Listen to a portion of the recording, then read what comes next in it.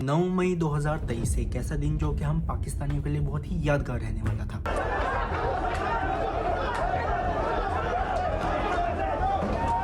اس دن prime minister Imran Khan کو arrest کیا جاتا ہے اسلام آباد ہائی کورٹ میں سے، اور چند ہی لمحوں بعد عوام سڑکوں پہ احتجاج کرنے نکل آتے ہیں۔ کہا تھا عمران خان کو نہ چھیڑنا سر آپ کو کہا تھا عمران خان کو نہ چھیڑنا۔ کچھ جگہوں پر یہ احتجاج وائلنس میں بدل جاتا ہے۔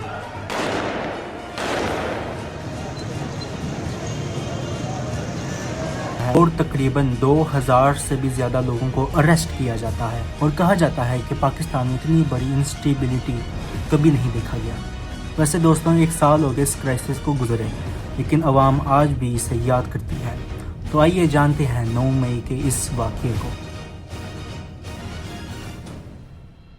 ان سب کا شروعات اپریل 2022 سے ہوا، جب Imran Khan no confidence vote ہارے پارلیمنٹ میں۔ ان کی جب سرکار گری تب سے ایک کے بعد ایک لیگل کیسز میں وہ الجھتے رہے۔ کرپشن کا کیس، کبھی مرڈر کا کیس اور کبھی ٹیررزم کا کیس، اور ان کی پارٹی پی ٹی آئی پہ 140 کرائمز کا الزام لگا، جن میں سے 34 کرائمز صرف اور صرف عمران خان کے اوپر ہی تھے۔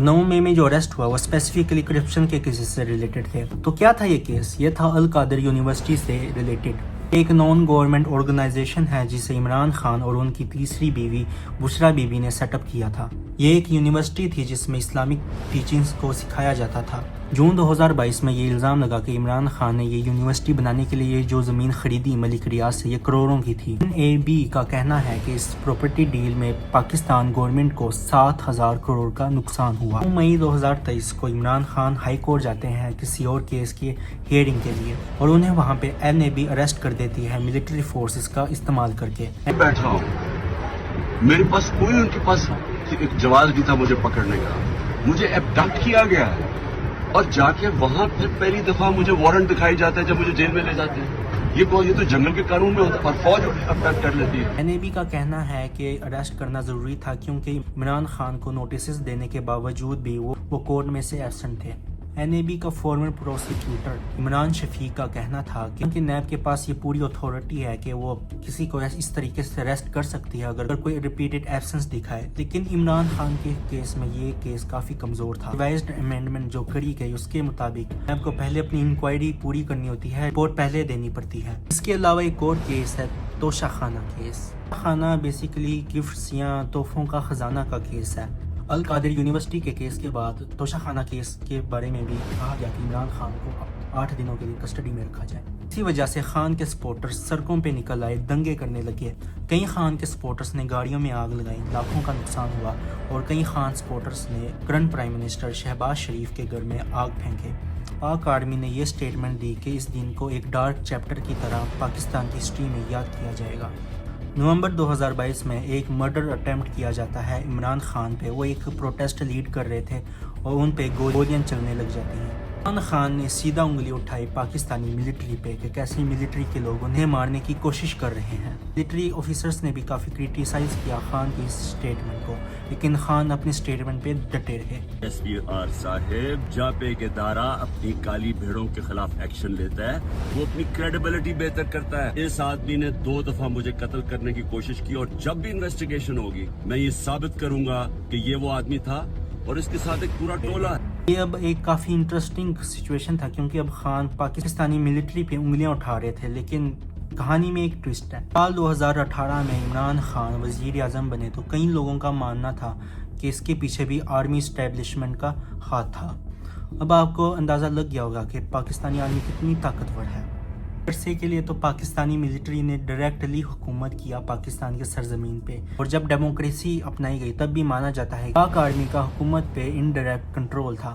2018 میں کہا جاتا ہے کہ پاک آرمی ایک نئے چہرے کی تلاش میں ہے جو انہیں ملی عمران خان کی صورت میں، اور یہی وجہ ہے کہ عمران خان نے پہلے کئی پرو ملٹری لا بھی پاس کیے، اور سرکار پہ ٹائٹ کنٹرول تھا عمران خان کا، اور اسی وجہ سے اپوزیشن لیڈرز کو جیل میں ڈال دیا گیا۔ کہا جاتا ہے کہ عمران خان ٹائم کے ساتھ اپنی فیوریبل پوزیشن ملٹری کے سامنے کھو رہے تھے، اور جب نو کانفیڈنس ووٹ وہ ہارے تب سے وہ اوپنلی چیلنج کر رہے ہیں ملٹری کو، اور جو 2022 میں مرڈر اٹیمپٹ ہوا کے بعد تو خان سیدھا ڈائریکٹلی الزام لگا رہے ہیں پاک آرمی کو کہ وہ انہیں مروانے کی کوشش کر رہے ہیں۔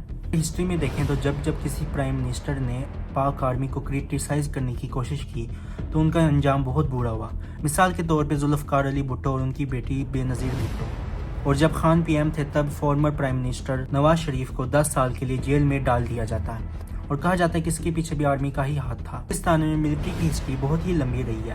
1970 میں جا کے پہلی بار پاکستان میں جنرل الیکشن دیکھنے کو ملا، آلموسٹ آزادی کے 23 سال بعد۔ آج کے دن یہ ملٹری اسٹیبلشمنٹ عمران خان اور ان کے سپورٹرز کے پیچھے ہاتھ دھو کے پڑی ہوئی ہے۔ شاید یہ کہنا غلط نہیں ہوگا کہ عمران خان جب وزیر اعظم تھے ان کے پاس موقع تھا پاکستانی ملٹری انفلوئنس کو کم کرنے کا اور ایک ہیلدی ڈیموکریسی کو سیٹ اپ کرنے کا، لیکن انہوں نے ایسا بالکل بھی نہیں کیا۔